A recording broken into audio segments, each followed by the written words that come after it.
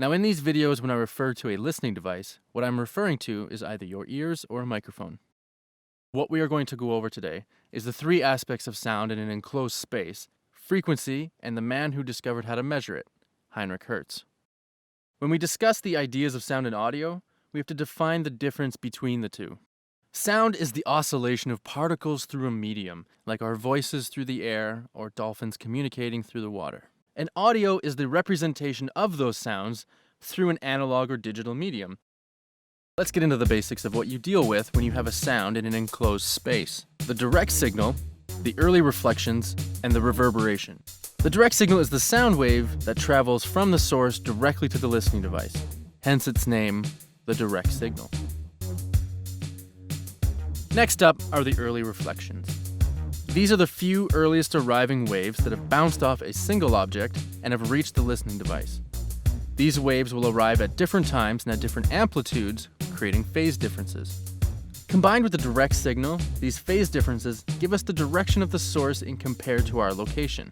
But what we still need to know is how far away the object is. This is called reverberation. These waves are the reflections from every angle of the objects around us, arriving delayed from one another. The differences between the early reflection and the reverberation is the time it takes for the waves to return, and this gives us the perception of the size of the space around us. Now that we understand what happens to a sound in an enclosed space, let's move on to frequency. Frequency is defined as the number of repeating events over a unit of time. With sound, this is describing the amount of times in 1 second that a waveform can complete one cycle. And a cycle is how long a waveform takes to rotate from 0 to 360 degrees. If you want to figure out the period of a waveform, you can easily get the solution with the following equation. T equals 1 over f, where the period is defined by t and the frequency is f. This formula tells us that the frequency is the reciprocal of the period, meaning the length of time taken by one cycle. So let's try it out. We have a frequency of 650 Hz and we want to figure out its period.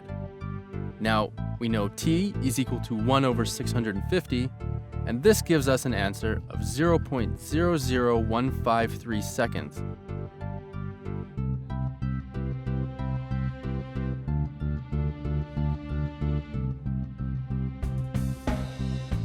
Now, if you're looking for the frequency, you can also use a simple calculation.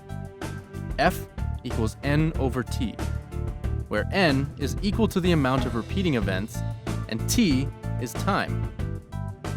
Let's plug in some numbers into the formula and see what happens. Now let's say we have an event that repeats 151 times over 6 seconds, and we want to find out its frequency. We plug in f is equal to 151 divided by 6 gives us 25 Hz. Now we can check this against the other formula to see if we figured out the right frequency. We know that t is equal to 1 over f, so we plug in the numbers 1 over 25, this gives us 0.04 seconds. We multiply the time it takes a 25 Hz wave to complete 151 repetitions, and we get the following. 0.04 times 151 is equal to 6.04 seconds.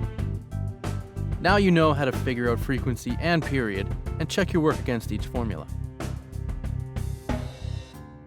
This leads us to the history portion of this episode, and I will be talking about the man who discovered the unit of frequency and how to measure it, Heinrich Rudolph Hertz. He was born in Hamburg, February 22, 1857, which at this time was a sovereign state of the German Confederation, and died New Year's Day, 1894. His family was of the upper class, more privileged families, and all throughout school he showed a great aptitude towards math, science, and foreign languages. In 1885, he became a full professor at the University of Karlsruhe, and it was here that he discovered EM waves. Hertz didn't send the first radio transmission. That achievement belongs to David Edward Hughes, but Hertz's experiment was designed to measure the field created by those transmissions. His experiment was made up of a high-voltage induction coil, a primitive capacitor, and a spark gap, and this was all designed to be a transmitter. His receiver was a bent coil of wire with a small brass knob on one end, and at the other it was bare, pointed directly at the knob.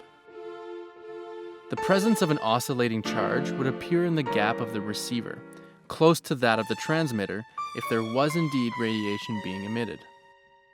Building upon these experiments, Hertz later went on to discover that the velocity of the EM radiation is the same as the velocity of light. He found that radio waves reflect and refract in the same fashion as light, proving that light was a wave in the EM spectrum. I'd like to thank you all for watching, and to those who helped make this episode possible. You can subscribe to us at youtube.com/thehistoryofaudio and sound, and don't forget to like us on Facebook if you wish to keep learning.